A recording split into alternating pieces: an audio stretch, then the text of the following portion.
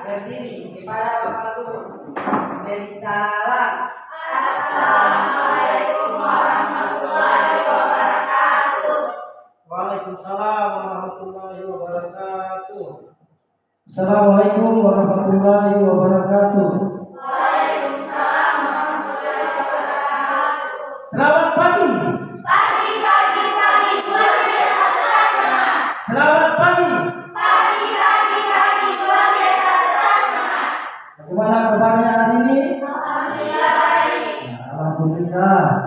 Jadi alhamdulillah kita mengucapkan syukur alhamdulillah karena pada hari ini semuanya sudah hadir di sini, sudah diberikan kesempatan untuk dapat mengikuti pembelajaran khusus mata pelajaran dasar-dasar budidaya perairan dari materi tentang parameter kualitas air. Sebelum kita masuk ke materi, maka terlebih dahulu Bapak akan mengecek kehadiran.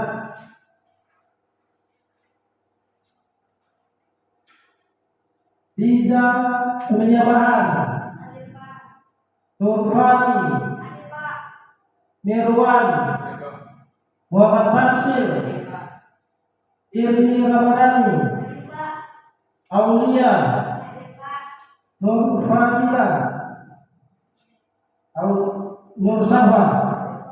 Ya, alhamdulillah semuanya sudah hadir untuk mengikuti proses pembelajaran. Anak-anakku, apakah masih ingat materi yang minggu lalu? Tentang apa? Ada yang bisa bantu menjawab? Nah, coba sebutkan jenis-jenis perairan. Iya, Bapak Tamsi silakan. Perairan tawar. Nah, ada lagi yang bisa? Iya, Bapak. Perairan laut ada lagi? Iya, silakan. Perairan Payau, bagus. Jadi semuanya sudah menjawab. Alhamdulillah masih ingat semua materi yang sudah pernah Bapak ajarkan. Nah,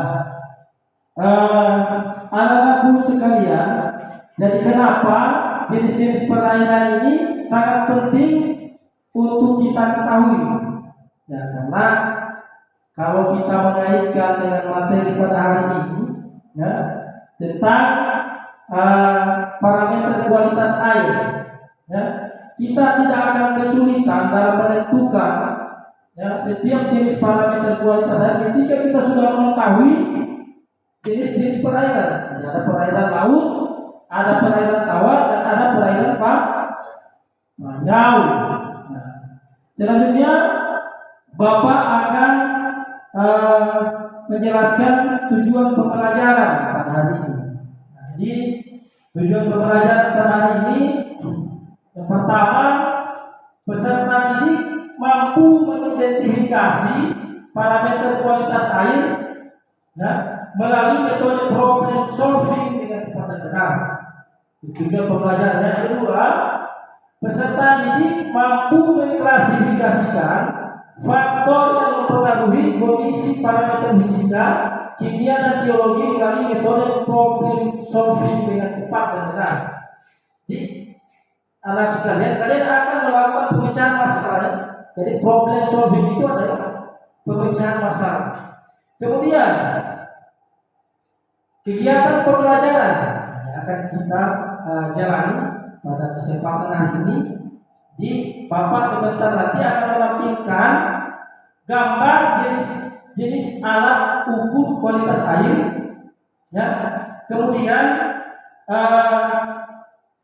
siswa akan mengamati nanti gambar-gambar, ya, kemudian dan berpikir kritis setelah melihat gambar yang sudah ditampilkan. Jadi sebentar nanti Bapak akan menampilkan gambar tentang kondisi perairan, ya. Kemudian Bapak nanti akan memberikan penguatan materi ya, tentang parameter kualitas air. Kemudian siswa akan merumuskan masalah dari hasil pengamatan yang Anda lakukan setelah Bapak menampilkan gambarnya. Kemudian Bapak nanti akan menampilkan LKPD dan flashcard. Nah, jadi flashcard itu membuat gambar-gambar tentang kondisi perairannya. Kemudian Bapak memberikan penjelasan singkat ya mengenai LKPD yang Bapak bagikan ya dengan flashcard. Kemudian siswa akan mengajukan hipotesis lakukan sementara terhadap LKPD dan flashcard yang akan amati. Jadi ada nanti perumusan masalah ya. Nah, kemudian siswa menyiapkan bahan presentasi dari hasil pengamatan terhadap flashcard dan LKPD yang Bapak sudah berikan. Ya. Kemudian siswa juga yang setelah misalnya melakukan presentasi dan sebentar nanti Bapak akan siswa nanti akan melakukan presentasi, kemudian siswa lain akan memberikan tanggapan ataupun pertanyaan terhadap hasil presentasi dari teman ya. Jadi sebentar nanti kalian melakukan presentasi secara individu, bukan per kelompok ya, jadi masing-masing. Jadi semuanya harus siap ya setelah menemukan masalah yang Anda amati melalui flashcard maupun LKPD. Kemudian ada nanti sebentar menyimpulkan hasilnya. Jadi sebentar nanti Bapak akan meminta siswa untuk membuat kesimpulan dari hasil kegiatan diskusi kita ya. Itu mengenai kegiatan pembelajaran pada hari ini. Kemudian saya lupa tadi ada di awal ada pre-test ya. Kemudian di akhir ada evaluasi atau post-test ya. Kenapa harus ada pre-test? Untuk mengukur kemampuan dari siswa itu, kemampuan awal. Apakah siswa atas mana kemampuan siswa dalam menguasai materi yang akan diajarkan. Kemudian terakhir ada post-test ya. Kemudian penilaian. Jadi kalau penilaian di sini ada 3 ya. Jadi ada penilaian sikap ya. Kemudian ada penilaian pengetahuan dan ada penilaian keterampilan. Nah, jadi kalau untuk penilaian sikap, jadi yang Bapak amati nanti ya, tentunya adalah Bapak akan mengamati yang tentang sikapnya pada saat proses pembelajaran berlangsung. Ya. Nah, kemudian kalau untuk pengetahuan tadi ada post-test, ya. Kemudian ada pre-test. Nah, itu nanti kemudian jawaban terhadap soal-soal yang ada dalam LKPD. Itu nanti untuk penilaian pengetahuan. Kemudian untuk keterampilan adalah itu tentang keaktifannya dalam melaksanakan diskusi. Kemudian cara siswa itu melakukan presentasi. Jadi itu untuk keterampilannya. Kemudian, selanjutnya Bapak akan menampilkan gambar tentang saya lupa post pre-test dulu ya. Jadi sebelum Bapak menampilkan tentang kondisi perairan atau gambar kondisi perairan, maka terlebih dahulu Bapak akan melakukan pre-test ya. Nah, tujuannya adalah untuk mengukur kemampuan awal dari siswa tentang materi parameter kualitas air. Jadi pada pre-test ini ya, Bapak akan mengajukan pertanyaan lisan ya. Nah, jadi saya mulai dari Liza Emilia Bahan. Ya, coba berdiri. Ya, coba sebutkan parameter kualitas air. Nah, silakan dijawab.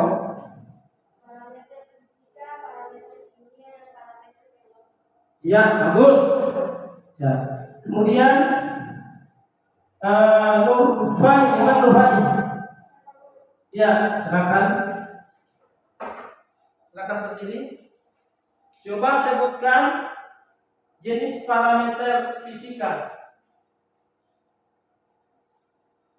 oksigen terlarut, biologikal oksigen dengan alkalinitas kesadaran, chemical oksigen dengan bahan total, sulfide, sulfat, hidrogen, fosfat, silika, besi, salinitas. Oke, Pak.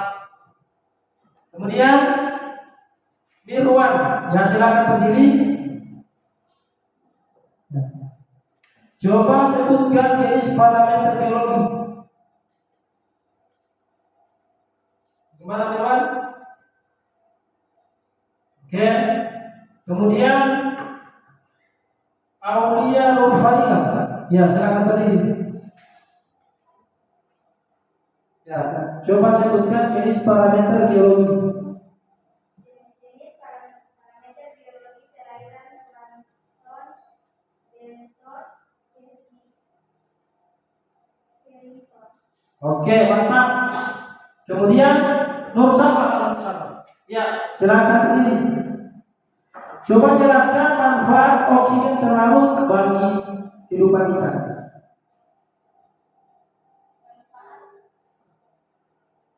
Oksigen terlarut bagi ikan adalah sebagai pemakaran bahan-bahannya untuk menghasilkan aktivitas biologis, pertumbuhan, dan reproduksi. Bagus.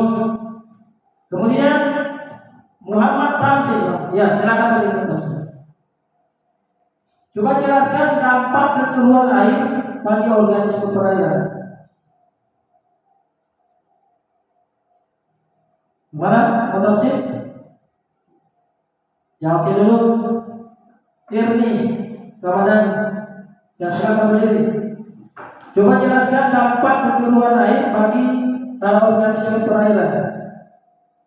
Dampak keruhan air pada organisme adalah terjadinya gangguan respirasi, dapat menurunkan kadar oksigen dalam air, terganggunya daya ingat visual organisme akuatik, dan terjadinya gangguan terhadap habitat. Ya, bagus, luar biasa. Ya, kita silakan dulu kembali. Iya. Jadi selanjutnya, ya Bapak akan menampilkan gambar tentang kondisi perairan. Jadi silakan diamati ya mengenai gambar-gambar ini. Kemudian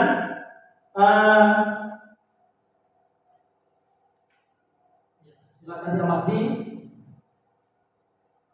Jadi inilah gambar-gambar tentang kondisi perairan dan gambar tentang alat ukur kualitas air. Jadi sudah diamati untuk kemudian sebentar nanti siswa akan merumuskan masalah ya dari hasil pengamatan yang Anda lakukan. Jadi silakan diamati ya tentang gambar-gambar yang ada. Nah, ini gambar tentang kondisi perairan ya. Ini gambar zona perairan. Ya. Kemudian ya ini ada gambar pincir air ya. Nah, silakan diamati. Ada gambar pincir air. Kemudian ada gambar plankton. Ya. Ya mati nanti sebentar ya. Kemudian kalian merumuskan masalah sebentar yang akan dijadikan sebagai bahan presentasi ya. Ya, ini gambar kekeruhan ya, kekeruhan air pada kolam ya. Nah itu ya, jadi kita silakan dicari masalah apa kira-kira yang ada pada gambar yang mau tampilkan ya. Ini perairan dengan tingkat kecerahan tinggi. Gambar-gambar. Ya. Kemudian, nah ini gambar alat ukur kualitas air. Jika diamati saya kira-kira dari gambar ini yang mana misalnya alat ukur kekeruhan, yang mana alat ukur yang digunakan untuk mengukur misalnya salinitas, yang mana yang digunakan untuk mengukur misalnya pasang surut, ya. Sudah tinggal diamati saja. Nah ini juga.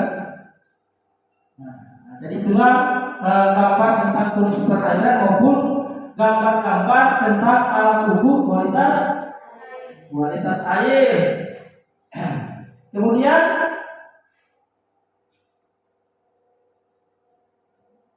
ya, jadi Bapak akan memberikan pengulangan ya tentang materi ini. Jadi materi kita pelajari ini adalah tentang parameter kualitas air.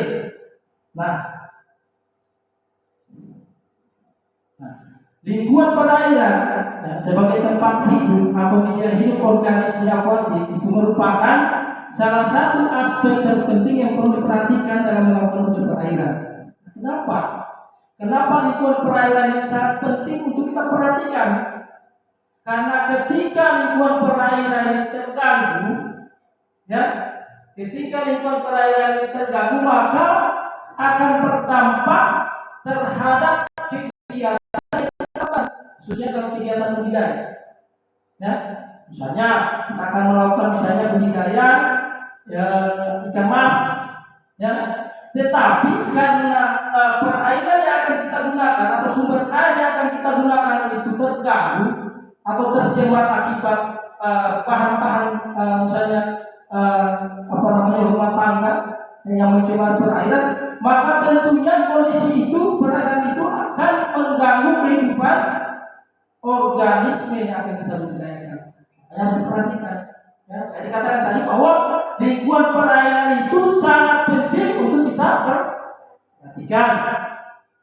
Nah, hal ini disebabkan karena kualitas perairan suatu wadah budidaya sangat menentukan kehidupan organisme akuatik yang dibudidayakan, baik dari aspek sumber air yang digunakan seperti parameter fisika, kimia dan biologi, juga perlu diketahui dan dipahami aspek-aspek yang diperlukan dalam pengelolaan kualitas air. Jadi mengetahui jenis-jenis parameter kualitas air, parameter fisika, kimia dan biologi sangat penting. Karena dalam budidaya ikan, parameter ini yang harus kita ketahui. Karena parameter ini mempengaruhi kehidupan ikan yang kita budidayakan.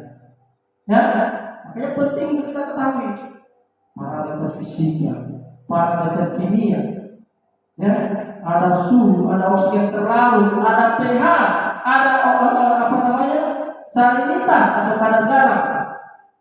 Semua parameter itu mempengaruhi kehidupan organisme perairan. Makanya sangat penting untuk kita ketahui. Sangat penting untuk kita ketahui tentang kondisi-kondisi parameter fisika itu, parameter kimia itu maupun parameter biologi. Seperti apa kisarannya di dalam perairan. Karena ada batas optimum yang dapat ditolerir oleh ikan. Contoh misalnya oksigen terlarut. Oksigen terlarut yang dikehendaki oleh ikan budidaya itu adalah 5 sampai 6 ppm. Jadi ketika misalnya kurang dari 5 ppm, maka tentunya akan berdampak bagi kehidupan ikan. Demikian juga ketika misalnya dia lebih dari 6 ppm. Ingat bahwa fungsi oksigen bagi kehidupan ikan itu adalah tadi sudah dijawab oleh temannya sebagai pembakaran bahan bakarnya untuk menghasilkan aktivitas. Aktivitas apa? Aktivitas berenang, aktivitas pertumbuhan, aktivitas reproduksi. Jadi ketika misalnya aktivitasnya ini terganggu, maka aktivitas berenangnya juga terganggu. Aktivitas pertumbuhan terganggu, makanya kita harus mengetahui seperti apa kisaran parameter kualitas perairan sebelum kita jadikan sebagai lokasi budidaya. Lanjut. Nah ini parameter fisika. Apa itu parameter fisika? Parameter fisika merupakan parameter yang dapat diamati akibat perubahan fisika air. Seperti cahaya, tadi sudah dijelaskan juga oleh teman-teman. Ada cahaya, ada suhu, ada kecerahan, kemudian kekeruhan, warna, padatan tersuspensi, dan padatan terlarut hingga salinitas air. Jadi inilah parameter fisika yang akan kita amati, yang akan kita ketahui sebelum kita melakukan budidaya atau menentukan lokasi budidaya ikan. Kemudian parameter kimia. Selain parameter fisika ada parameter kimia perairan. merupakan parameter perairan yang terukur akibat adanya reaksi kimia di perairan seperti pertukaran ion-ion terlarut dalam air. Contohnya misalnya ada oksigen terlarut, ada pH dan sebagainya. Ya. Kemudian ada parameter biologi yang teramati di perairan merupakan organisme akuatik yang hidup bersama di perairan wilayah dapat berupa tumbuhan maupun hewan dengan bentuk yang mikro maupun makro.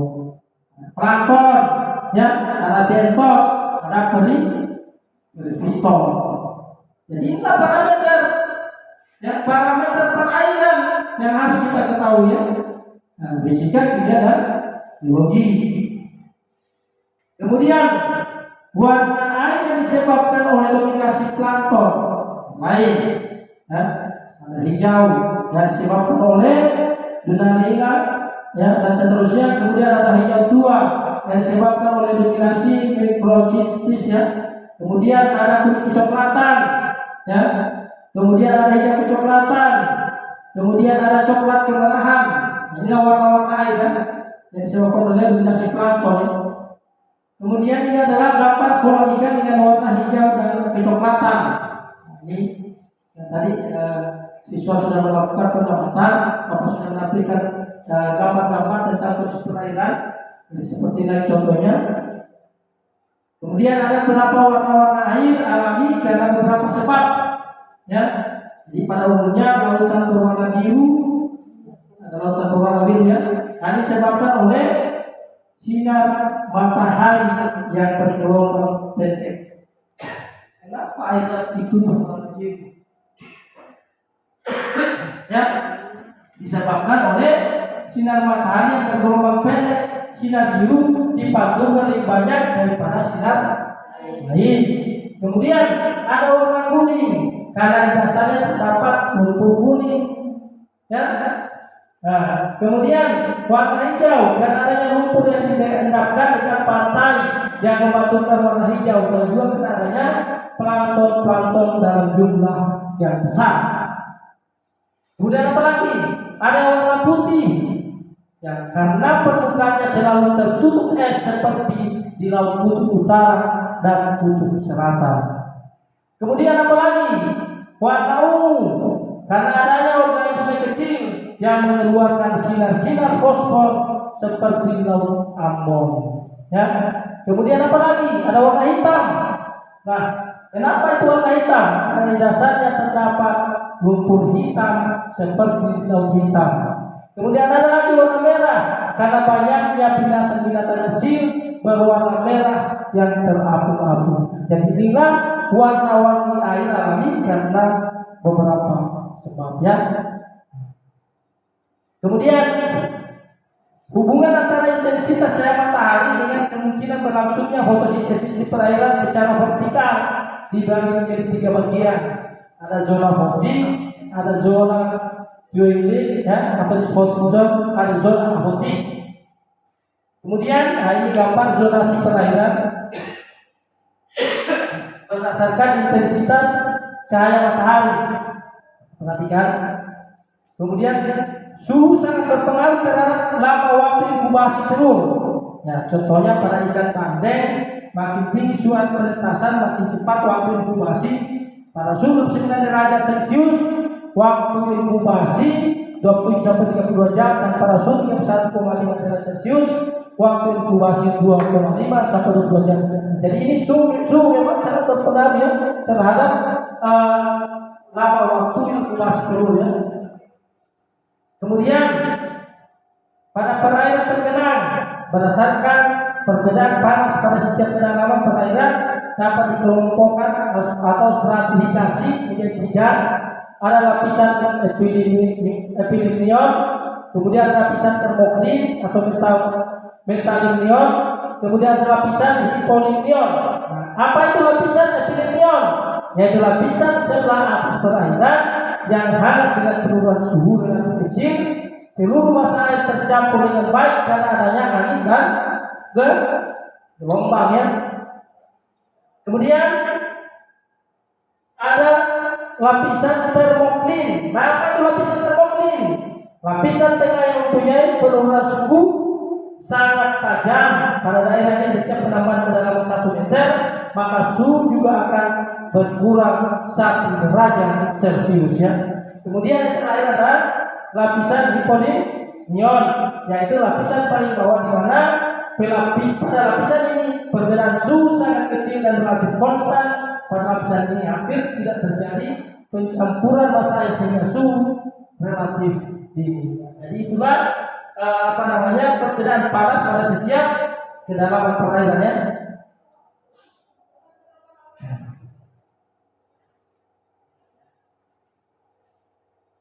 Ya. Kemudian kekeruhan. Kekeruhan ini merupakan dimasuk parameter fisika ya. Kekeruhan ini merupakan gambaran sifat optik air. Ya. Oleh adanya bahan padatan atau bahan tersuspensi dan sedikit dipengaruhi oleh warna air ya. Sehingga semua faktor-faktor yang mempengaruhi kehidupan kita ya. Namanya dari parameter fisika. Apabila bahan tersuspensi berupa padatan organisme, maka pada batas-batas tertentu dapat dijadikan indikator terjadinya pencemaran suatu perairan. Oleh sebab itu, kekeruhan dapat mempengaruhi atau menentukan apa akibat. Misalnya, jika perairan itu airnya keruh, nah yang pertama terjadinya gangguan respirasi pada ikan. Ya. Kemudian kedua, dapat menurunkan kadar oksigen dalam air, berpengaruh terhadap kondisi oksigen terlarut dalam air. Ketika perairan itu keruh, maka akan berdampak terhadap oksigen. Nah, oksigen tadi sudah jelaskan apa manfaatnya bagi kita. Ya, dan semua aktivitas ikan itu akan terganggu jika oksigennya terganggu. Nah, kemudian apa lagi? Terganggunya daya lihat visual organisme akuatik. Jelas, kalau air sudah keruh, jelas penglihatan organisme akuatik juga akan terganggu. Kemudian menghambat penetrasi cahaya ke dalam air. Dihambat penetrasi cahaya kan air keruh. Ya. Kemudian apa lagi? Mengurangi aktivitas desinfeksi pada proses penjernihan air. Jadi itu dampak ya terhadap kekeruhan air. Nah, ini gambar kekeruhan pada kolam. Nah, ini gambar salah satu gambar kondisi perairan yang mengalami kekeruhan. Kemudian salinitas, ya masih masuk parameter fisika. Salinitas itu apa kadar garam? Berdasarkan perbedaan salinitasnya, perairan dapat dibedakan menjadi 4 kelompok. Pertama, perairan tawar tadi, ya perairan tawar yaitu perairan yang memiliki salinitas atau kadar garam berkisar antara 0 sampai 5 ppb. Kemudian ada perairan payau. Perairan payau ini kan percampuran antara air tawar dengan air laut ya. Jadi kalau kisaran salinitasnya di sini antara 5 sampai 30 ppb. Kemudian ada perairan laut, yaitu perairan yang memiliki salinitas berkisar antara 30 sampai 50 ppb. Kemudian ada perairan hipersalin, yaitu perairan yang memiliki salinitas lebih dari 50 ppb. Contohnya laut yang dekat itu. Jadi ada perbedaan. Nah, makanya tadi kenapa saya tanya, kenapa penting kita mengetahui jenis-jenis perairan? Ya, karena kalau kita berbicara kadar garam atau salinitas, ya, setiap jenis perairan itu berbeda kadar garamnya. Contoh dari perairan tawar, ya, antara perairan tawar dengan perairan payau itu berbeda. Lebih tinggi perairan payau dibandingkan perairan tawar. Demikian juga perairan laut, ya, perairan laut lebih tinggi daripada perairan payau. Karena di perairan laut itu tidak ada campuran air tawar, sehingga kadar-kadarnya tinggi. Demikian juga tawar tidak ada air laut, ya. Nah, tidak ada pencampuran air laut, sehingga kadar-kadarnya rendah, 0 sampai 5 ppb.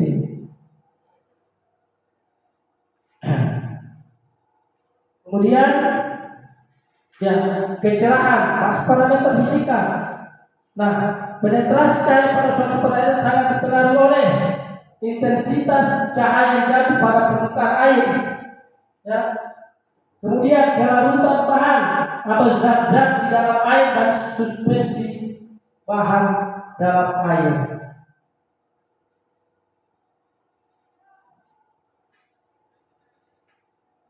Ya, kecepatan arus fisika. Arus di laut disebabkan oleh perbedaan densitas massa air laut, tiupan angin terus-menerus di atas permukaan laut dan pasang surut, terutama dalam pantai. Pasang surut juga dapat menggantikan air secara total dan terus-menerus sehingga perairan terhindar dari pencemaran. Sedangkan distribusi pantai dapat berubah dan meredam arus. Jadi arus ini sangat berperan penting dalam kehidupan ikan, baik itu kehidupan rumput laut maupun ikan budidaya. Kenapa rumput laut pada saat musim timur? Kalau kita di sini ya, nah musim timur kan kencang ombaknya. Nah, arusnya juga kencang ya. Kenapa pada saat itu pertumbuhan rumput laut bagus? Ya karena arusnya bagus. Ya, arus ini ya kalau berbicara budidaya rumput laut, ya dia bisa menghilangkan kotoran yang melekat pada talus rumput laut. Ya, dia juga bisa membawa makanan, ya, nutrien, fosfat, kalium atau NPK. Nah, sehingga pada saat arusnya bagus, maka tentunya pertumbuhan rumput laut juga akan bagus. Demikian juga pada ikan. Dia juga bisa membawa makan alam. Dia juga bisa menghilangkan kotoran-kotoran yang ada. Ya, jadi makanya sangat penting untuk kita mengetahui dari parameter fisika ini. Ini manfaat dari arus bagi banyak biota adalah menyangkut penataan makanan bagi biota-biota tersebut dan pembuangan kotoran-kotorannya. Pada saat dalam kegiatan budidaya yang kita lakukan, maka tentunya kan ikan-ikan kita itu kan akan mengeluarkan kotoran, ya, mengeluarkan kotoran. Nah, ketika arus baik, ya ada pertukaran arus, ya, yang baik, maka tentunya kotoran-kotoran yang dikeluarkan oleh ikan itu akan keluar. Karena ketika tidak keluar dia akan mengganggu kehidupan ikan yang ada di dalam. Sangat penting kisaran arus ini. Nah, juga di sini untuk kekurangan zat-zat kimia dan karbon dioksida dapat dipenuhi. Sedangkan bagi binatang, karbon dioksida dan produk-produk sisa dapat disingkirkan dan oksigen tetap tersedia. Selain itu, fungsi arus juga bisa menetralkan oksigen di laut. Dapat di dalam kolam, ya, kenapa misalnya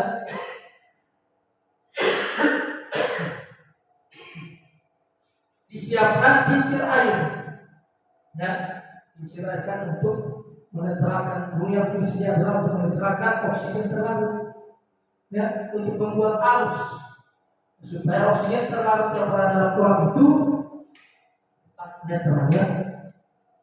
Nah, masuk pada parameter kimia ada pH, ya, ada pH.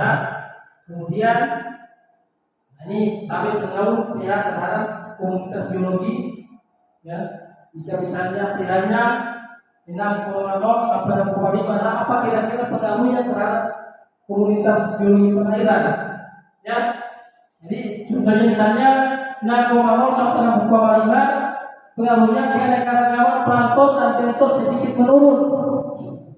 Kemudian apa lagi?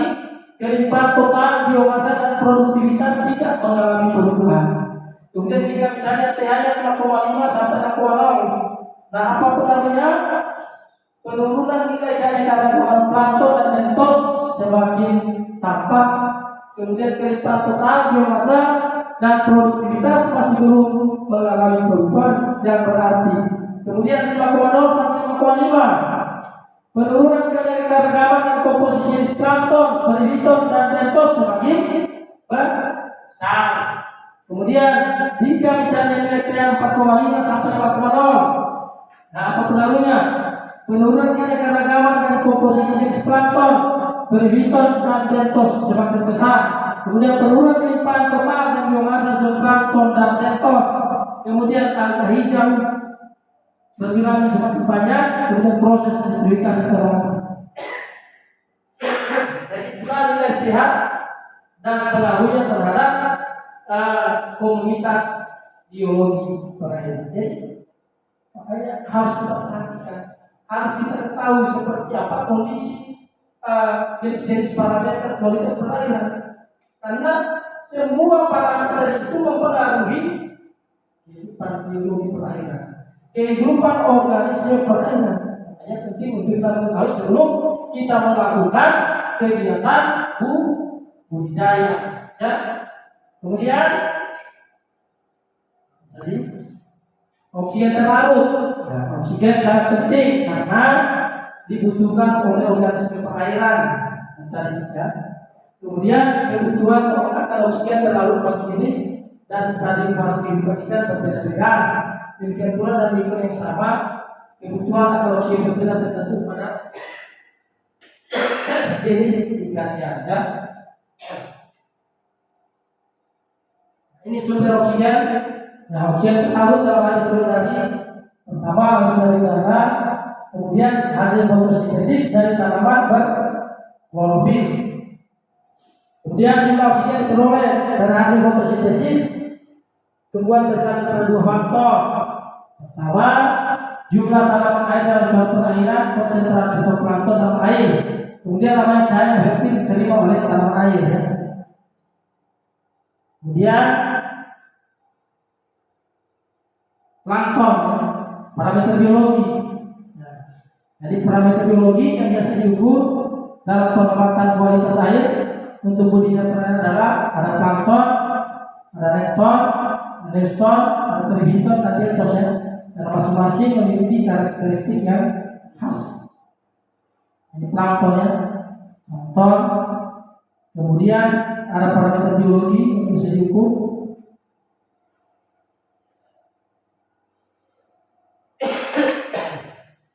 Ya, nah ini gambar plankton. Ya, ada fitoplankton, ada zooplankton. Fitoplankton berupa tumbuhan dan zooplankton berupa hewan.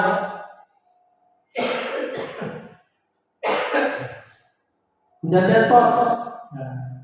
Nah, organisme yang menempel atau istirahat pada dasar atau yang hidup pada sedimen di dasar perairan.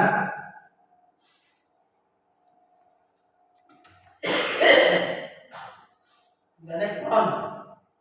Dan kelompok organisme yang tinggal di dalam kolam air ya. Baik di perairan tawar maupun laut. Nah, ada nekton hewan laut seperti besar dari 3 kelas.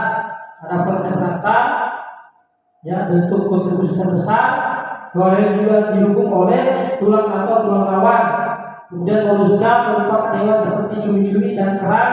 Kemudian krustasea adalah hewan seperti lobster dan kepiting. Kemudian neuston, seperti apa itu neuston? Ya, jadi istilah untuk organisme yang mengapung di atas air atau tinggal tepat di bawah permukaan. Jadi ini gambar neustonnya. Dari gambar neuston, serangga air, salib, diamati. Kemudian peribiton, ya, sebagai sekumpulan organisme berukuran mikro yang menempel atau menetap pada suatu substrat. Itu peribiton. Sekarang faktor yang mempengaruhi kualitas air. Nah, faktor apa semua? Air adalah salah satu komponen penyusun bumi yang paling besar. Saking besarnya jumlah air di bumi bahkan lebih besar dari daratan. Air berperan sangat penting bagi makhluk hidup yang ada di bumi. Tanpa air, makhluk hidup di bumi tidak akan bisa bertahan hidup. Kualitas air yang baik akan mempengaruhi kualitas makhluk hidup yang dimanfaatkan. Sama dengan ikan, ya. Ketika misalnya kualitas air terganggu, maka tentunya akan berdampak terhadap kehidupannya. Sama dengan kita manusia. Ya, kalau air terganggu, kita minum, kita gunakan, maka akan berdampak terhadap kehidupan kita. Sampai kita ya, karena mereka juga makhluk hidup. Nah, apa saja ya parameter dari kualitas air?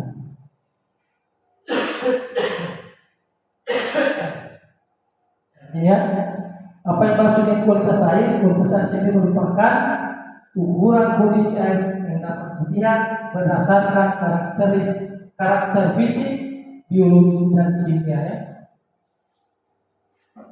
Nah, parameter fisika, parameter pertama pengaruhi pemisahan adalah parameter fisika. Nah, parameter fisika ada mulai dari warna, bau, keberuan, temperatur, ya, suhu dan sebagainya. Dan parameter kimia ini, parameter kimia yang menunjukkan kualitas air adalah parameter kimia. Parameter ini akan menunjukkan kandungan senyawa kimia lain yang terdapat dalam air. Ya.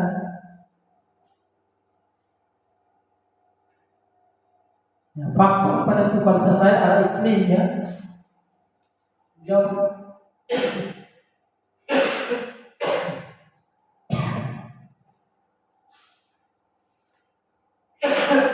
Selain iklim ada faktor geologi ya. Nah, formasi geologi baik itu formasi geologi tempat di mana air berada ataupun formasi geologi di mana air akan mengalir sangat berpengaruh pada kualitas airnya. Nah, ada faktor vegetasi, kemudian ada kedalaman dan permukaan air, kemudian kegiatan manusia, kemudian terima kasih. Nah, jadi itulah materi tentang parameter kualitas air maupun kondisi parameter kualitas perairan. Nah selanjutnya, jadi dari gambar yang siswa sekalian sudah amati, ya, kemudian penjelasan materi singkat yang Bapak jelaskan atau paparkan tadi, dan silakan siswa merumuskan masalah. Ya, silakan merumuskan masalah sebelum Bapak membagikan LKPD ya. Silakan ditentukan masalah apa kira-kira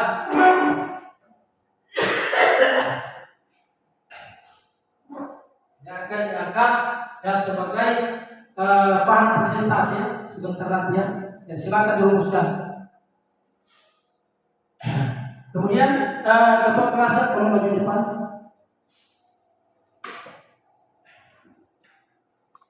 Silakan dibagikan LKPD-nya.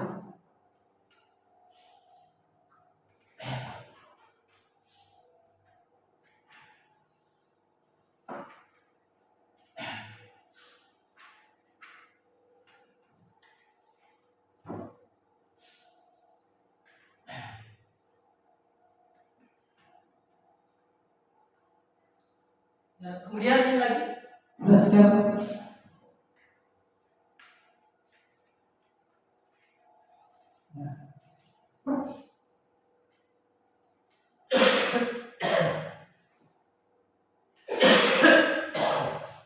ya.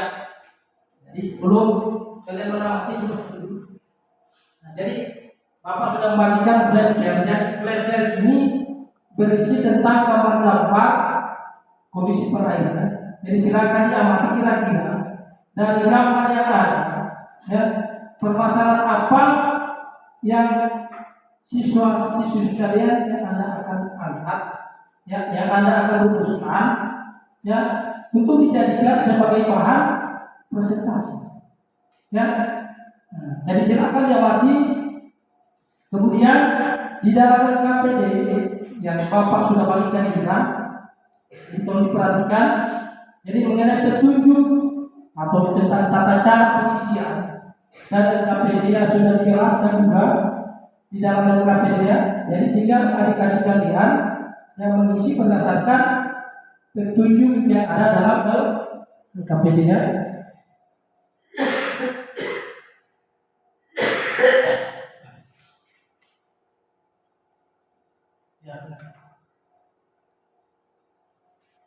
Jadi sudah benar kerjanya, misalnya silakan persiapkan diri Anda untuk membaca LKPD dengan cermat, ikuti petunjuk penggunaan dalam LKPD.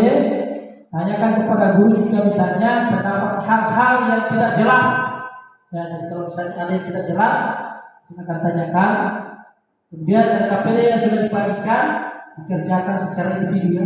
Jadi dikerjakan secara individu bukan kelompok. Jadi tidak ada kerjasama. Kemudian jawablah pertanyaan yang ada pada LKPD. Jadi silakan dijawab dan diisi sambil kemudian Anda merumuskan masalah. Nah, jadi silakan, waktunya 15 menit. Silakan.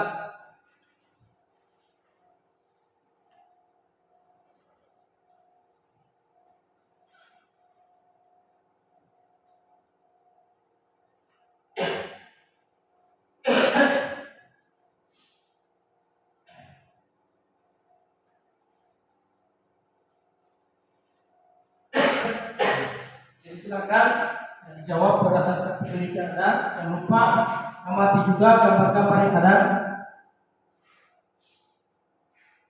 Ya. Nah, jadi silakan diisi.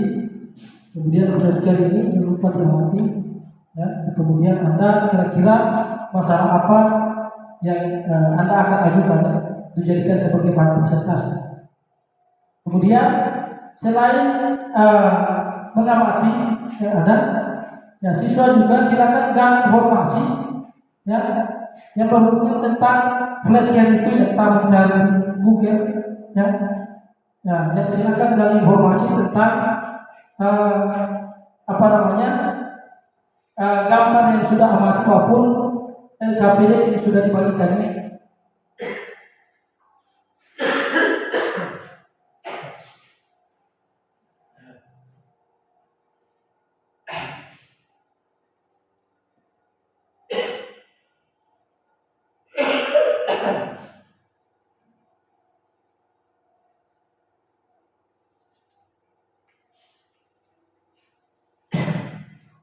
Silakan berarti kemudian silakan merumuskan masalah, kira-kira masalah apa yang akan diangkat untuk dijadikan sebagai bahan presentasi.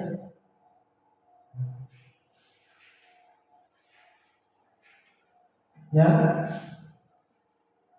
soal silakan diisi soal. Soalnya ada 5. Dan lupa juga mengamati gambar-gambar yang ada. Ya.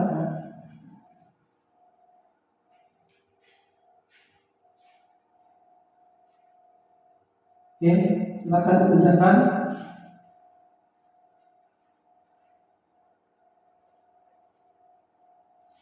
Ya, jadi waktunya 15 menit.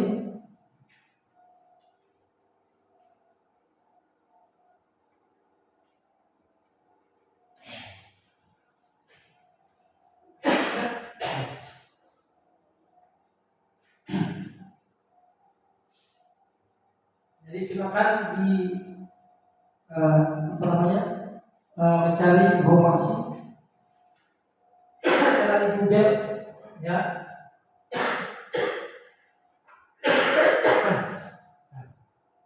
Mengenai LKPD yang Bapak bagikan ya, maupun flashcard yang sudah dibagikan, dan silakan diamati kemudian merumuskan masalah.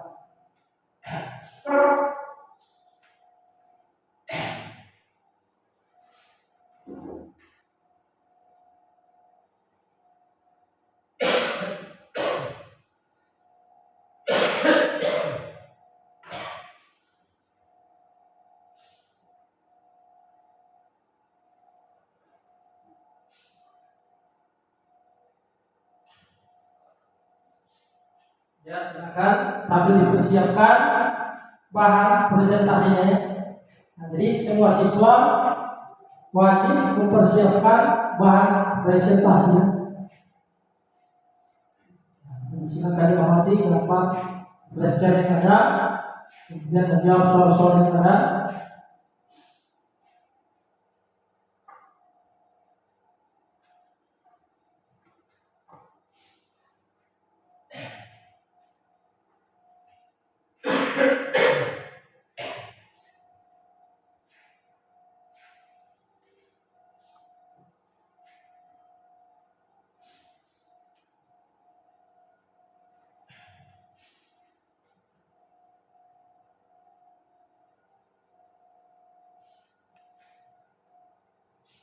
Ya, 2 menit lagi. Silakan dibuat bahan presentasinya. Ini.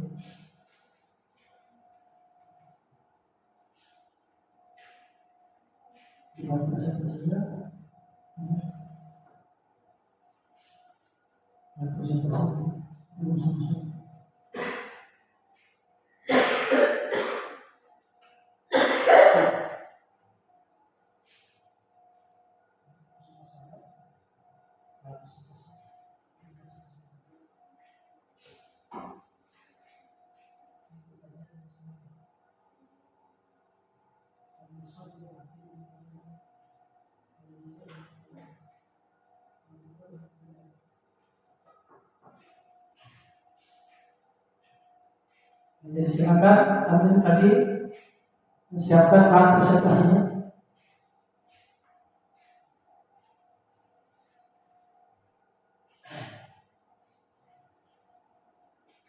Oke, selesai waktunya kegiatan mengamati ataupun mengerjakan soal-soal yang ada dalam KPD.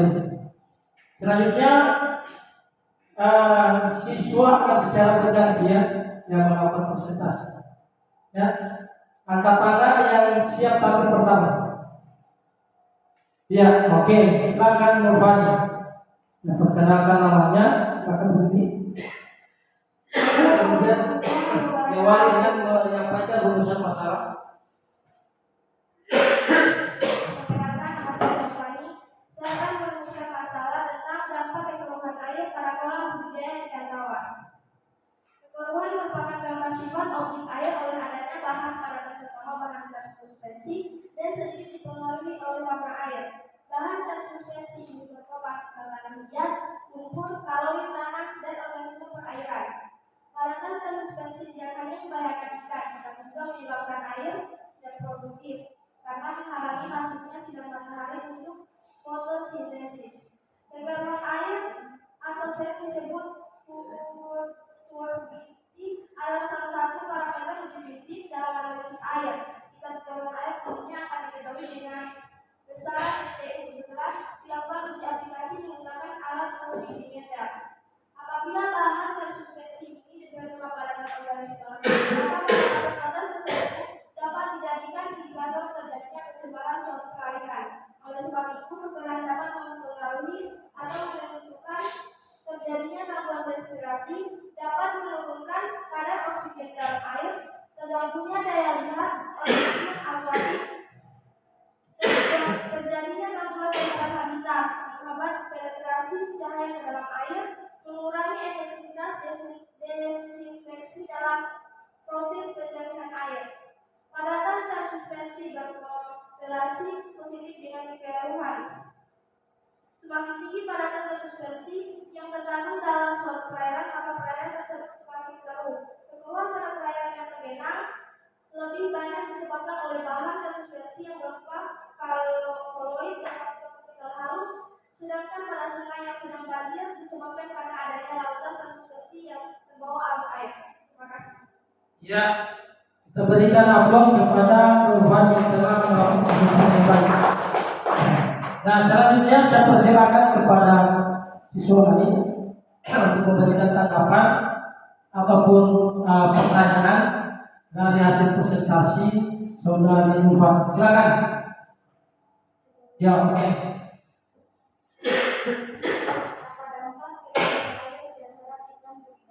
Ya, bagus, pertanyaan bagus. Jadi pertanyaan, dan apa dampak dari kekeruhan air terhadap ikan budidaya? Ya, silakan Nurfani langsung jawab. Assalamualaikum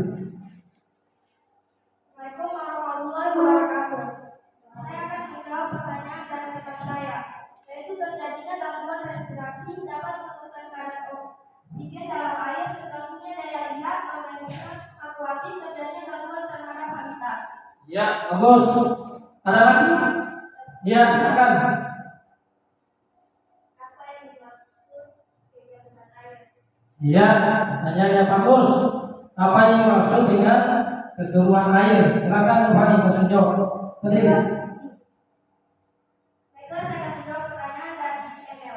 Kekeruhan merupakan gambaran sifat optik air oleh adanya bahan paratan terutama bahan tersuspensi dan sedikit dipengaruhi oleh warna air.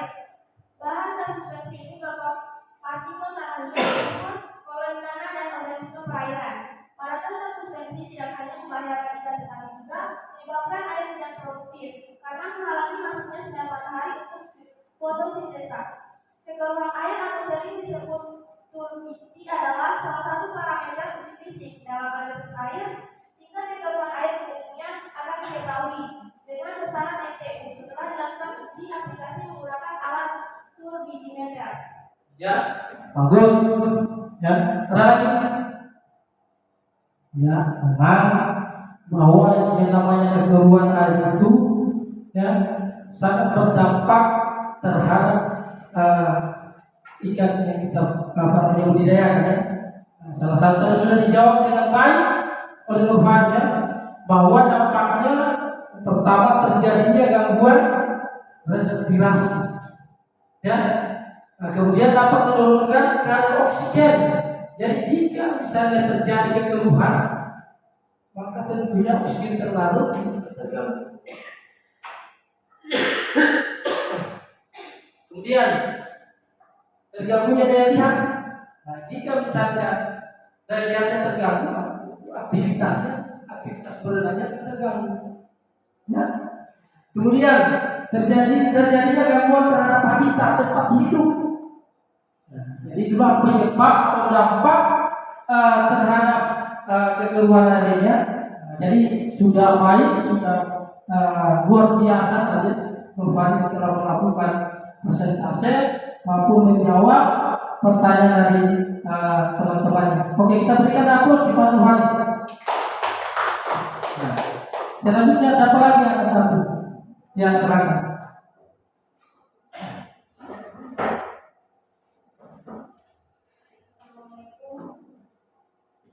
Assalamualaikum warahmatullahi wabarakatuh. Waalaikumsalam. Saya akan mempresentasikan hasil dari penelitian yang telah saya lakukan. Mengenai masalah hubungan antara intensitas cahaya matahari dengan kemungkinan berlangsungnya fotosintesis di perairan secara vertikal. Cahaya matahari merupakan sumber energi bagi semua kehidupan organisme perairan.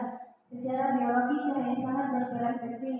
Tanpa cahaya matahari, semua proses kehidupan tidak akan berlangsung dan tidak akan menjumpai bentuk kehidupan di muka bumi ini. Sedangkan dari sudut fisika, cahaya matahari merupakan sumber energi bagi terjadinya arus, gelombang, pemanasan perairan, dan lain-lain. Tanpa cahaya matahari, proses fotosintesis tidak akan berlangsung. Hubungan antara intensitas cahaya matahari dengan kemungkinan berlangsungnya fotosintesis di perairan secara vertikal dibagi menjadi 3 bagian, yaitu 1. Zona fotik atau efotik zone. Dalam lingkaran ini, intensitas cahaya matahari masih dikatakan tinggi sehingga kita melakukan benar-benar berperan sebagai produser. Batas bawah lingkaran efotik adalah di mana cahaya matahari sudah tidak efektif lagi berperan sebagai produser atau di mana tumbuhan matahari tidak dapat lagi efektif berperan sebagai sumber energi untuk berbagai proses faal. Proses faal tersebut dikenal sebagai proses respirasi, sehingga dapat dikatakan bahwa batas bawah lingkaran efotik ialah kedalaman di mana produksi bahan organik oleh tumbuhan matahari sama dengan jumlah yang diperlukan untuk berlangsungnya respirasi. GDP sama dengan R atau biasa disebut juga kedalaman kompensasi. Zona ini memiliki kedalaman 200 meter. Zona Twilly atau despotic zone. Cahaya matahari demikian rendahnya sehingga keton plakat bukan merupakan produser yang efektif. Yang ketiga, zona apotik atau apotik zone. Di lingkaran ini tidak ada cahaya matahari sehingga organisme yang didapatkan hanya organisme heterotrof dan saprofit. Pada zona ini disebut juga zona laut dalam, di mana pada zona ini memiliki tekanan hidrostatik yang besar, suhu yang dingin, sirkulasi air yang sangat lemah serta suplai bahan makanan yang sedikit. Ya, bagus. Jadi kita berikan aplaus kepada Ustaz setelah Ustaz selesaikan urusan masalahnya. Dan selanjutnya silakan siswa lain yang memberikan tanggapan atau pertanyaan. Ya, silakan Tuhan.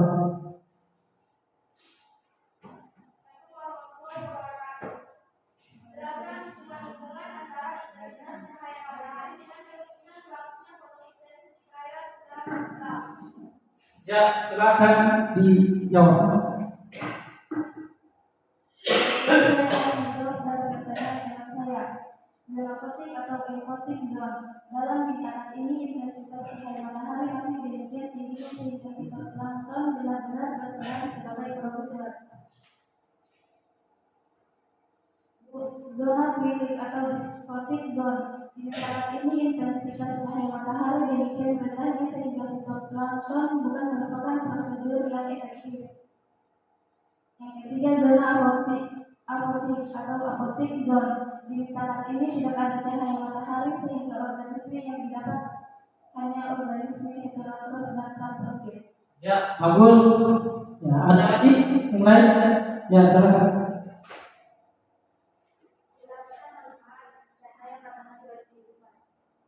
Ya, pertanyaannya bagus. Silakan dijawab tentang manfaat cahaya matahari untuk kehidupan. Cahaya matahari merupakan sumber energi bagi semua kehidupan organisme perairan. Secara biologi, cahaya sangat berperan penting. Tanpa cahaya matahari, semua proses kehidupan tidak akan berlangsung dan tidak akan dijumpai di terbentuk kehidupan di muka bumi ini. Sedangkan dari segi fisika, cahaya matahari merupakan sumber energi bagi terjadinya arus, gelombang, pemanasan perairan, dan lain-lain. Tanpa cahaya matahari, proses fotosintesis tidak akan berlangsung. Bagus. Ada lagi? Yang lain? Ya. Jadi memang cahaya matahari ini sangat bermanfaat bagi kehidupan organisme perairan karena kita berbicara tentang organisme. Jadi pada dasarnya sumber energi, ya, cahaya matahari merupakan sebagai sumber energi ya, bagi semua kehidupan organisme perairan. Jadi tadi sudah tepat ya yang dijawab oleh usaha ya. Kemudian hubungannya tadi pertanyaan mengenai hubungan antara intensitas cahaya matahari dan kemungkinan berlangsungnya fotosintesis di perairan secara vertikal. Ini sudah dijawab juga. Ada zona fotik ya. Dalam bintang ini intensitas cahaya matahari masih demikian tingginya sehingga fitoplankton benar-benar sebagai produser. Kemudian ada zona fotik ya, di mana dimintakan ini tidak ada cahaya matahari sehingga organisme yang didapatkan hanya organisme heterotrof dan saprofit. Nah, jadi sudah tepat tadi dijawab oleh Nusama. Selanjutnya kita berikan aplaus kepada Nusama setelah yang lain.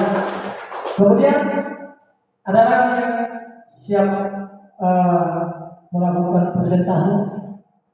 Ya, silakan. Assalamualaikum warahmatullahi wabarakatuh. Waalaikumsalam warahmatullahi wabarakatuh. Baiklah, saya akan mempresentasikan hasil yang saya sudah amati tentang warna air yang disebabkan oleh dominasi plankton. Warna dapat menggambar penetrasi cahaya ke dalam air. Laut berwarna karena proses alami baik yang berasal dari proses biologis maupun non-biologis. Produk dari proses biologis dapat berupa humus, rambut, dan lain-lain. Sedangkan produk dari proses non-biologis dapat berupa senyawa-senyawa kimia yang mengandung unsur Fe, Ni, Co, Mn, dan lain-lain. Perubahan warna air laut kebetulan disebabkan oleh kegiatan manusia yang menghasilkan hingga berwarna.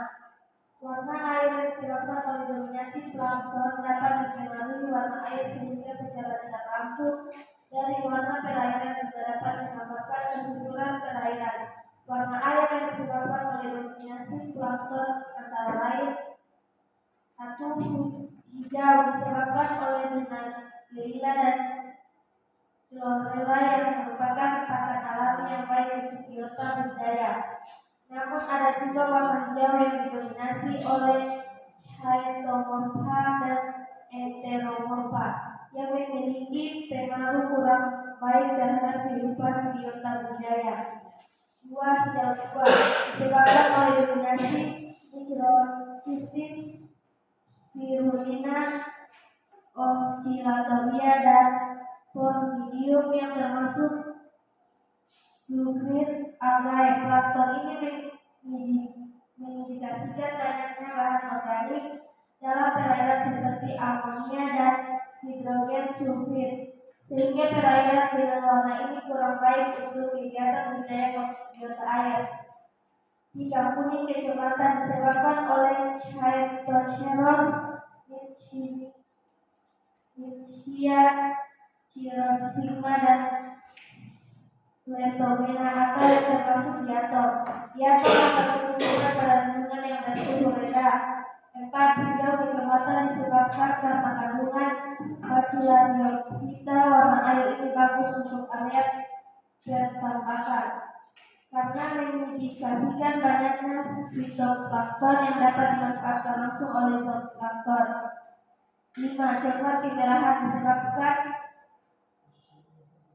karena Peridinium dan Schizotrix Churchijola atau dari jenis Phytoflagellata yang berbahaya karena beracun. Sebagian plankton dapat mengeluarkan endotoksin yang merugikan biota budidaya. Oke, mantap menurut saya. Jadi kita berikan aplaus kepada media Liza Bunda Bahari. Selanjutnya silakan siswa lain untuk memberikan tanggapan ataupun pertanyaan dari hasil presentasi. Ya, silakan.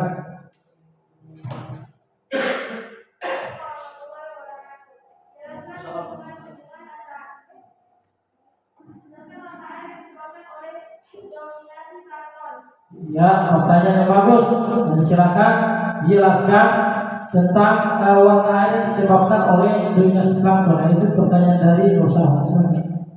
Baiklah, saya akan menjawab pertanyaan dan teman saya. Warna air yang disebabkan oleh dominasi plankton dapat mempengaruhi warna air sehingga secara tidak langsung dari warna perairan juga dapat menggambarkan kesuburan perairan. Warna air yang disebabkan oleh dominasi plankton antara lain: 1. Hijau disebabkan oleh Dunaliella dan Chlorella yang merupakan pakan alami yang baik untuk biota budidaya. Namun ada juga warna hijau yang didominasi oleh Chaetomopa dan Enteromopa yang memiliki pengaruh kurang baik terhadap kehidupan biota budidaya. 2. Hijau tua disebabkan oleh dominasi Microcystis spirulina, Oscillatoria dan Formidium yang termasuk nutrien algae. Plankton ini mengindikasikan banyaknya bahan organik dalam perairan seperti amonia dan hidrogen sulfid, sehingga perairan dengan warna ini kurang baik untuk kegiatan budidaya biota air. 3. Kuning kecoklatan disebabkan oleh Chaetoceros Nitschia, Chirostigma dan Leptomena atau yang termasuk diatom. Diatom akan tumbuh cepat pada lingkungan yang bersuhu rendah. 4. Hijau kecoklatan disebabkan karena kandungan bacillariophyta. Warna air ini bagus untuk area pertambangan karena mengindikasikan banyaknya fitoplankton yang dapat dimanfaatkan langsung oleh zooplankton. Coklat kemerahan disebabkan karena Peridinium dan Schizotrix Churchijola atau dari jenis Phytoflagellata yang berbahaya karena beracun. Sebagian plankton dapat mengeluarkan endotoksin yang merugikan biota budidaya. Ya, bagus. Ada lagi? Ya, silakan. Ya, jelaskan penyebab air menjadi berwarna. Silakan langsung jawab.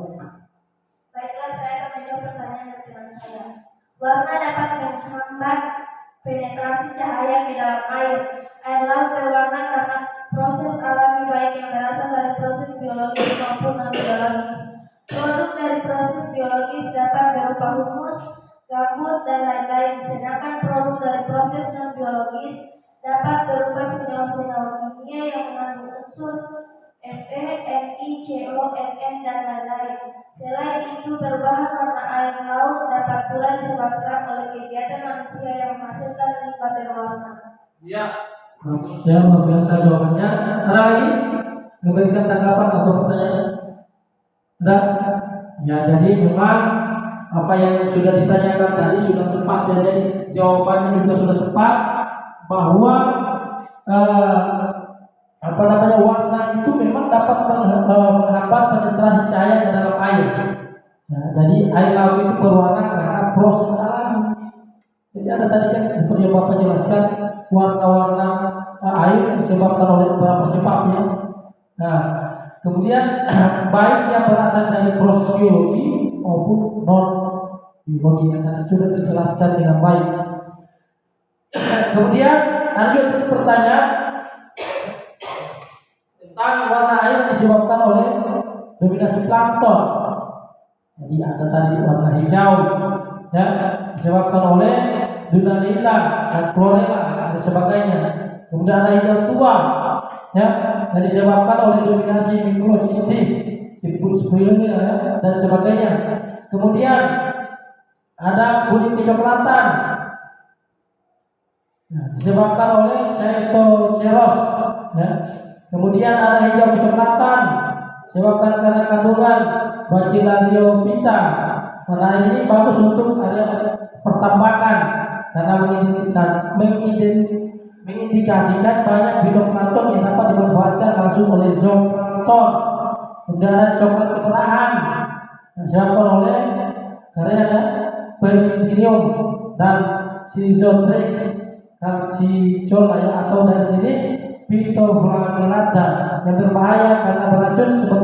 Sebagian plankton dapat mengeluarkan endotoksin yang merugikan biodiversitas. Nah, jadi sudah sangat tepat tadi, sudah dijawab dengan baik oleh Liza dan Jabar. Oke, selanjutnya kita berikan aplaus kepada Bapak. Oke, satu orang lagi sampai kita menampilkan lagi rumusan masalah. Terang, ya.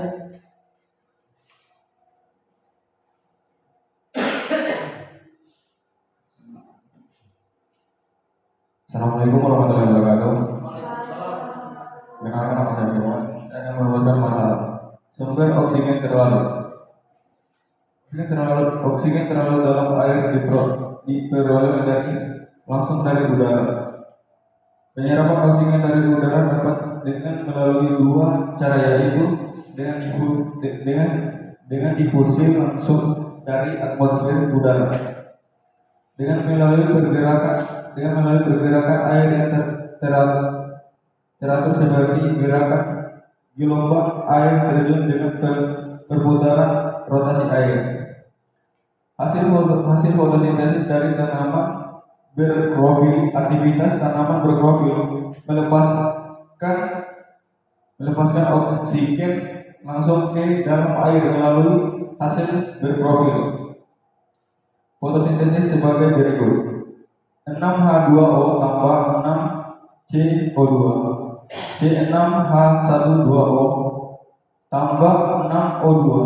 Jumlah hasil fotosintesis yang diperoleh sebagai hasil fotosintesis tumbuhan tergantung untuk pada dua faktor, yaitu jumlah tanaman air dalam suatu perairan konstruksi,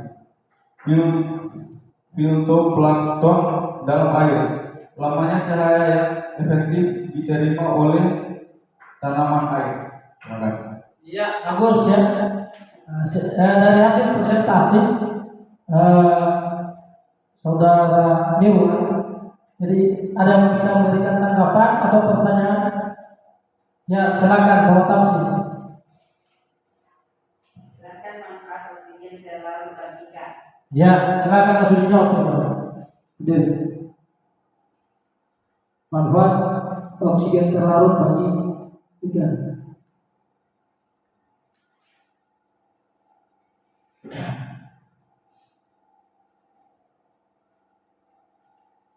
Silakan. Ya, terima kasih pertanyaan dari manfaat oksigen terlalu dalam ikan adalah sebagai bakaran bahan bakar untuk menghasilkan aktivitas beranak, pertumbuhan dan produksi. Ya, bagus. Ada lagi yang lain? Bisa memberikan pertanyaan ataupun tanggapan dari hasil presentasi saudara Irwan.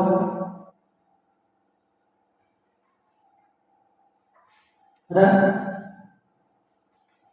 Ya tadi memang sudah dijelaskan oleh Irwan bahwa manfaat oksigen terlarut itu, ya, jadi oksigen terlarut ini memang sangat besar manfaatnya terhadap manusia. Jadi sebagai pembakaran bahan bakarnya guna menghasilkan aktivitas seperti apa? Aktivitas berenang, ya, pertumbuhan dan reproduksi. Jadi ketika oksigen terlarut, ya, terganggu, maka tentu aktivitasnya akan terganggu. Terus berenangnya terganggu, pertumbuhannya juga terganggu, ya. Demikian juga dari reproduksinya. Ya, jadi kita berikan aplaus kepada saudara Irwan sudah menampilkan hasil rumusan masalahnya dari pengamatan gambar kondisi perairan maupun hasil pengerjaan KPD. Jadi selanjutnya kita berikan aplaus kepada yang sudah tampil. Ya. Selanjutnya Bapak akan meminta siswa untuk menyimpulkan dari rangkaian kegiatan yang kita lakukan, baik dari penjelasan materi dari Bapak, kegiatan mengamati dari siswa maupun dari kegiatan hasil presentasi dari siswa itu. Silakan yang bisa. Ya, silakan. Mari.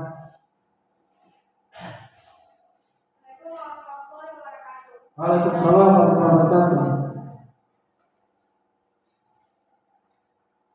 Saya akan menyimpulkan dari hasil diskusi yang kita sudah lakukan. Jenis-jenis parameter fisika beradaan yaitu warna, aroma, dan rasa, keperluan daya listrik, padatan total, padatan versus total.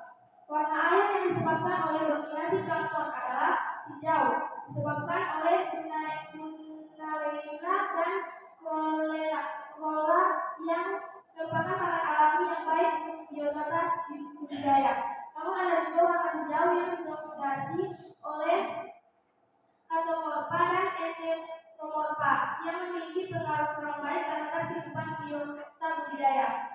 Hijau tua disebabkan oleh dominasi Mirokitis, Spirulina, Oscillatoria, dan Wormidium yang termasuk blue green alga.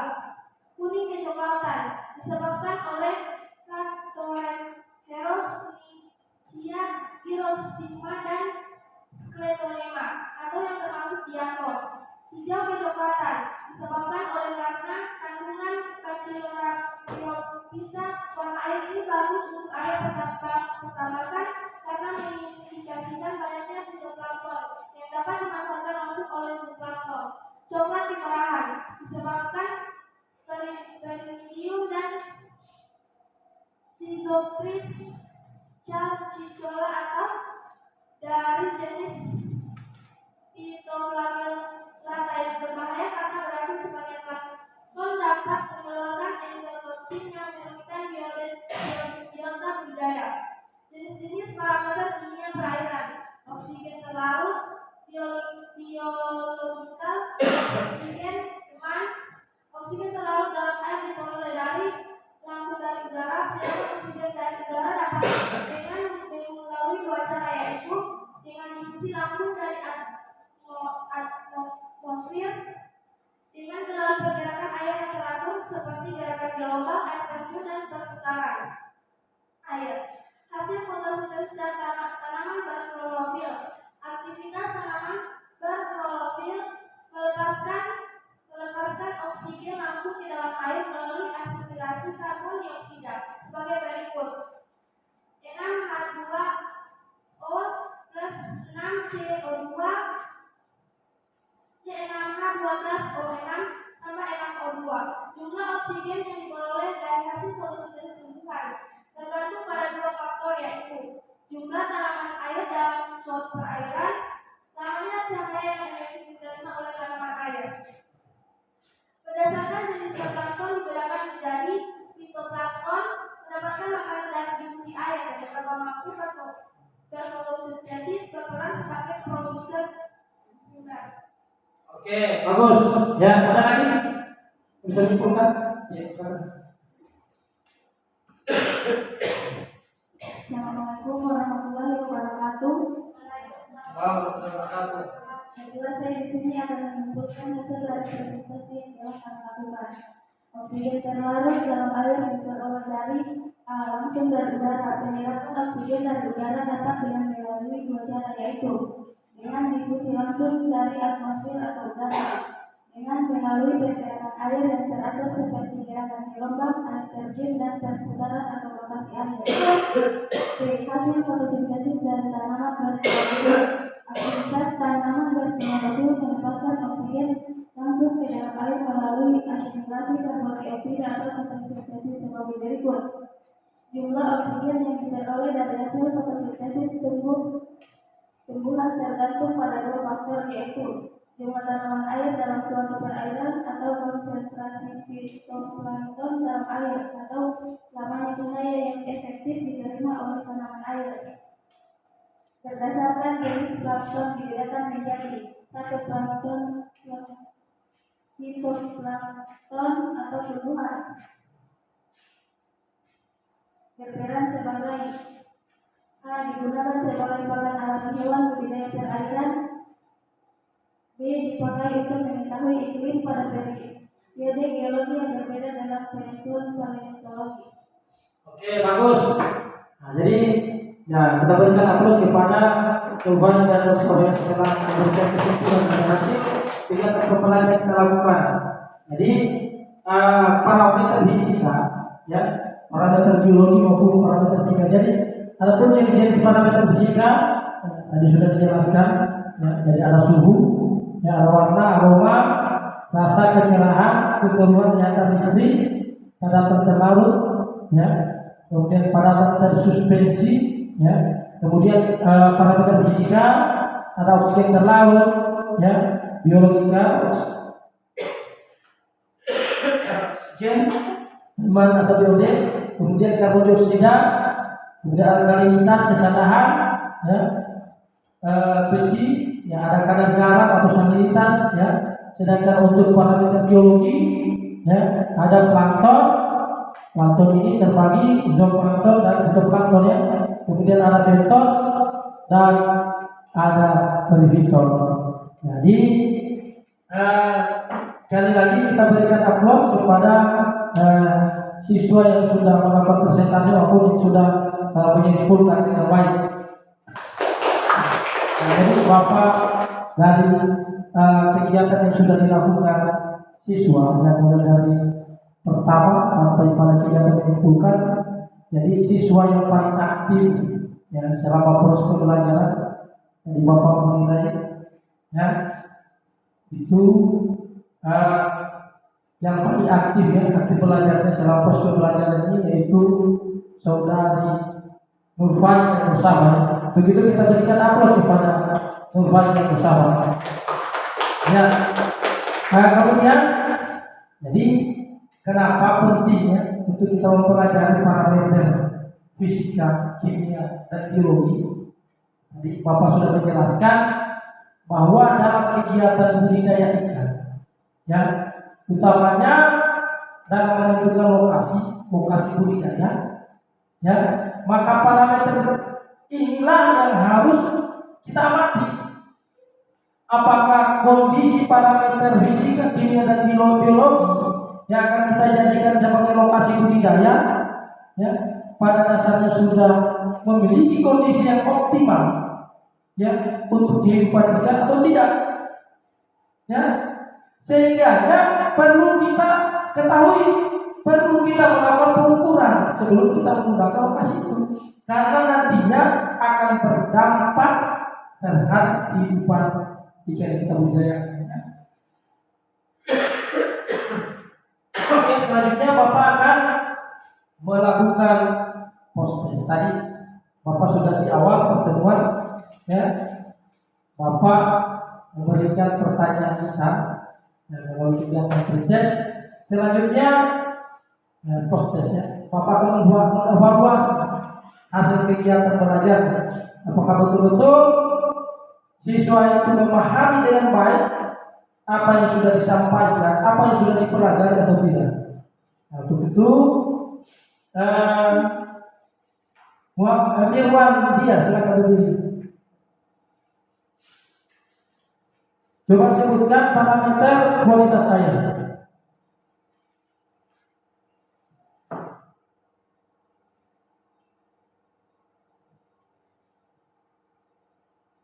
Ya, silakan.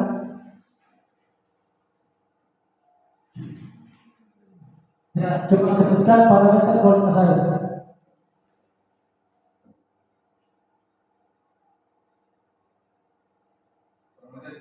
Parameter fisika, parameter kimia, dan parameter biologi. Ya, bagus. Kemudian Liza Emilia paham. Sebutkan jenis parameter fisika. Jenis parameter fisika adalah suhu, warna, aroma, dan rasa, kecerahan, kekeruhan, daya hantar listrik, dan kesehatan. Padatan terlalu total TDS, padatan suspensi total TDS. Ya, Nurfani. Sebutkan jenis parameter kimia. Oksigen terlarut, DO, biological, oksigen depan, POD, CO2, alkalitas, kesadaran, semikal, oksigen depan, CO2, bahan organik total, POM, sulfit, sulfat, nitrogen, fosfat, silika, besi, salubritas. Oke. Muhammad Taksil. Sebutkan jenis parameter biologi. Jenis parameter biologi berairan, plankton, benton, perifiton. Ya, bagus. Kemudian Irni Ramadhani.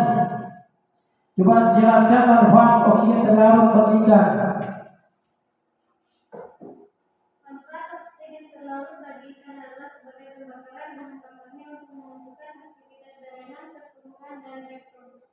Ya, bagus. Aulia Nurfadila. Jelaskan dampak kekeruhan air bagi organisme perairan. Terjadinya gangguan respirasi dapat menyebabkan kadar oksigen dalam air, terganggunya daya lihat visual organisme akuatik, terjadinya gangguan terhadap habitat. Ya, bagus. Kemudian Nur Safa. Coba sebutkan jenis parameter kimia perairan.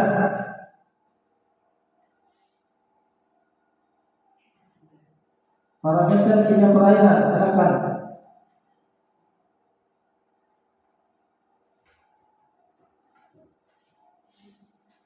Ulangi pertanyaannya, sebutkan jenis parameter kimia.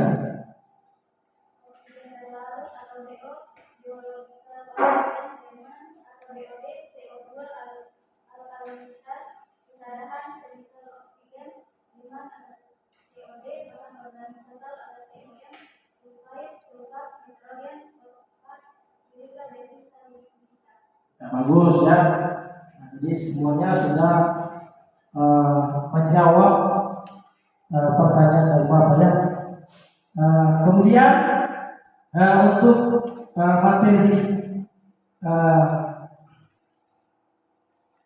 minggu depan ya, atau pertemuan berikutnya itu tentang masih berbicara tentang parameter kualitas airnya, tentang kondisi optimal parameter kualitas air, kemudian jenis-jenis alat ukur kualitas air. Jadi nantinya siswa akan belajar tentang seperti apa kondisi optimal kisaran kualitas air dan jenis alat-alat apa ya untuk mengukur kualitas air. Jadi itulah materi yang akan kita bahas nanti pada pertemuan berikutnya.